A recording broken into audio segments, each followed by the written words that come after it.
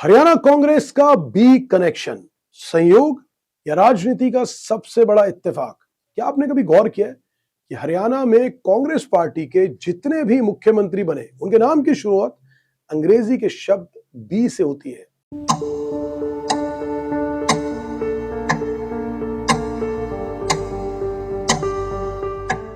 उदाहरण के तौर पर आपको बताते हैं, आज तक हरियाणा में कांग्रेस की तरफ से 5 मुख्यमंत्री रहे। पहले भगवत दयाल शर्मा, फिर बंसीलाल, फिर बनारसी दास गुप्ता, फिर भजनलाल और फिर भूपेंद्र सिंह हुड्डा।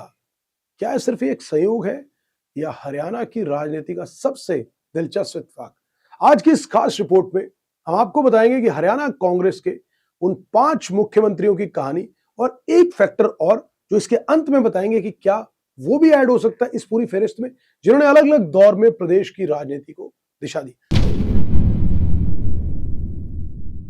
तो सबसे पहले बात भगवत दयाल शर्मा, हरियाणा के पहले मुख्यमंत्री। 1 नवंबर 1966 जब पंजाब से अलग होकर हरियाणा का एक नया राज्य के रूप में अस्तित्व आया, तब कांग्रेस ने जिस नेता पर भरोसा जताया उनका नाम था भगवत दयाल शर्मा। वे हरियाणा के पहले मुख्यमंत्री बने।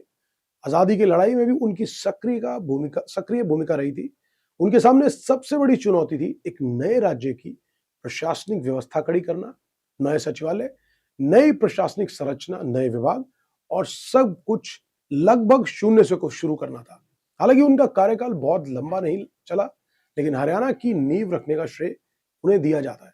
आज भी उन्हें हरियाणा राज्य निर्माण के प्रमुख नेताओं में गिना जाता है। तो अब बात करते हैं दूसरे उन मुख्यमंत्री की। कांग्रेस की तरफ से जो बनाए गए वो थे स्वर्गीय चौधरी बंसीलाल, आधुनिक हरियाणा के निर्माता। अगर हरियाणा की राजनीति में किसी मुख्यमंत्री को सबसे प्रभावशाली माना जाता है तो वह नाम है स्वर्गीय चौधरी बंसीलाल। 1968 में उन्होंने मुख्यमंत्री पद पहली बार संभाला। बंसीलाल को आधुनिक हरियाणा का निर्माता भी कहा जाता है। उनके शासनकाल में सड़कों का विशाल नेटवर्क बना, ग्रामीण क्षेत्रों तक सड़कें पहुंची, बिजली व्यवस्था को मजबूत किया गया, सिंचाई परियोजनाओं को गति मिली, हरियाणा को कृषि और औद्योगिक विकास की नई दिशा मिली। बंसीलाल की कार्यशैली सख्त मानी जाती थी, उनके फैसले तेज और प्रभावी थे। कई राजनीतिक विशेषज्ञ मानते हैं कि आज हरियाणा के विकास मॉडल की जो नींव है वो स्वर्गीय चौधरी बंसीलाल के दौर में ही रखी गई। हालांकि आलोचकों ने उन पर सत्ता के केंद्रीकरण के आरोप भी दूसरी तरफ लगाए, लेकिन विकास पुरुष की छवि आज भी उनके साथ जुड़ी हुई है। अब बात करते हैं हरियाणा के अंदर कांग्रेस की तरफ से बनाए गए तीसरे मुख्यमंत्री बनारसी दास गुप्ता। शांत लेकिन प्रभावशाली प्रशासक। हरियाणा की राजनीति में बनारसी दास गुप्ता का नाम अपेक्षाकृत कम चर्चा में रहता है, लेकिन प्रशासनिक क्षमता के लिए उन्हें हमेशा याद किया जाता है। वो 2 बार मुख्यमंत्री बने। उनका कार्यकाल राजनीतिक अस्थिरता के दौर में आया, जहां एक तरफ कांग्रेस अंदरूनी चुनौतियों से जूझ रही थी, तो वहीं दूसरी तरफ प्रदेश में राजनीतिक समीकरण तेजी से बदल रहे थे। बनारसी दास गुप्ता को एक संतुलित और शांत स्वभाव का नेता माना जाता था। उन्होंने प्रशासनिक स्थिरता बनाए रखने की निरंतर अपनी कोशिशें की। हालांकि वह स्वर्गीय चौधरी बंसीलाल या भजनलाल जैसी जनाधार वाली राजनीति कभी नहीं कर पाए, लेकिन संगठन और प्रशासन में उनकी भूमिका बहुत महत्वपूर्ण रही। अब बात करते हैं हरियाणा के अंदर कांग्रेस की तरफ से बनाए गए वो चौथे मुख्यमंत्री, जिन्हें राजनीति का चाणक्य भी कहा जाता है। अगर हरियाणा की राजनीति में मास्टर ऑफ पॉलिटिक्स किसी को कहा जाए तो वो थे स्वर्गीय चौधरी भजनलाल। भजनलाल का राजनीतिक सफर किसी फिल्मी कहानी से कम नहीं था। तो प्रदेश के सबसे कुशल राजनीतिक रणनीतिकारों में से गिने जाते हैं। 1980 में वो मुख्यमंत्री बने और उनकी सबसे बड़ी ताकत थी राजनीतिक प्रबंधन, जिसको आप कहते हैं पॉलिटिकल मैनेजमेंट। कहा जाता है कि वे हर नेता, हर कार्यकर्ता और हर क्षेत्र की नब्ज पहचानते थे और उनके कार्यकाल में ग्रामीण विकास और प्रशासनिक विस्तार पर जोर दिया गया। लेकिन भजनलाल सबसे ज्यादा चर्चित रहे अपने राजनीतिक जोड़तोड़ और सत्ता प्रबंधन की कला के लिए। 1980 में जनता पार्टी के कई विधायकों को कांग्रेस में शामिल करवाकर सरकार बनाने का मामला आज भी हरियाणा की राजनीति के साथ साथ भारतीय राजनीति के सबसे चर्चित राजनीतिक घटनाक्रमों में गिना जाता है। यही वजह है कि उन्हें हरियाणा राजनीति का चाणक्य यूं ही नहीं कहा जाता। अब बात करेंगे उस 5वें मुख्यमंत्री की जो हरियाणा कांग्रेस की तरफ से बनाए गए, भूपेंद्र सिंह हुड्डा। विकास और भूमि विवाद का दौर। 2005 में कांग्रेस ने हरियाणा में शानदार जीत हासिल की। इसके बाद मुख्यमंत्री बने भूपेंद्र सिंह हुड्डा। हुड्डा के कार्यकाल को इंफ्रास्ट्रक्चर और शहरी विकास के लिए जाना जाता है।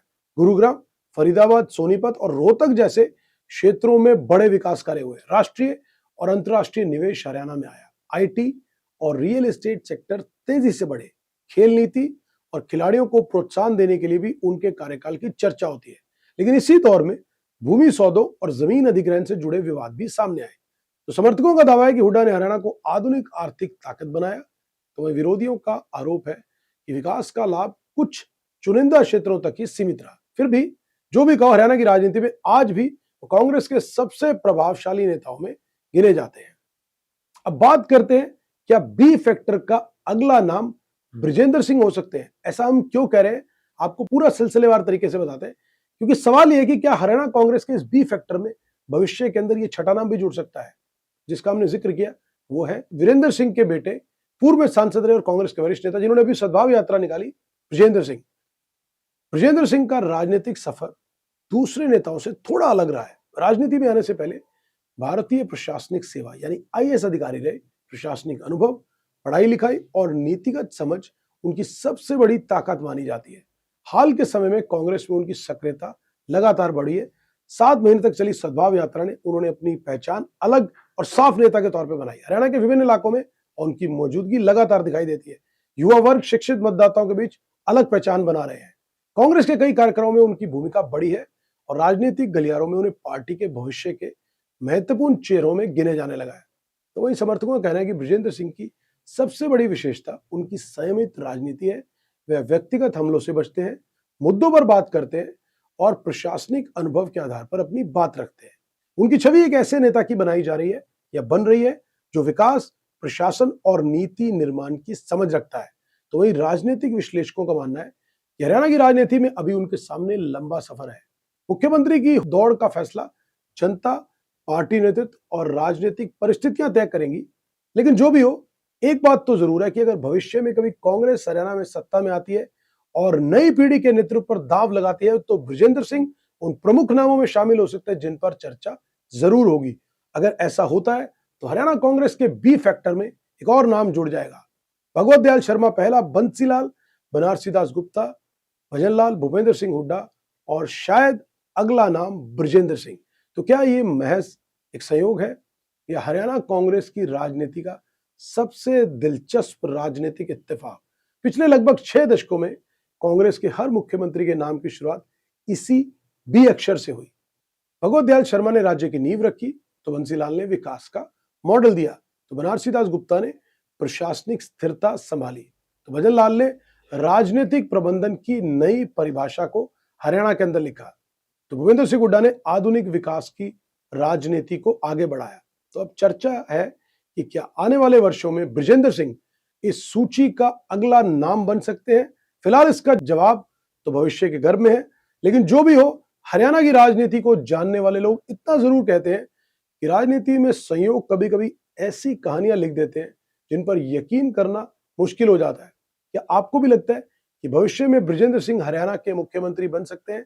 कमेंट बॉक्स में अपनी राय जरूर दीजिएगा। और ये क्या बी फैक्टर फिर से कांग्रेस की जब सरकार आएगा तो दोहराया जाएगा?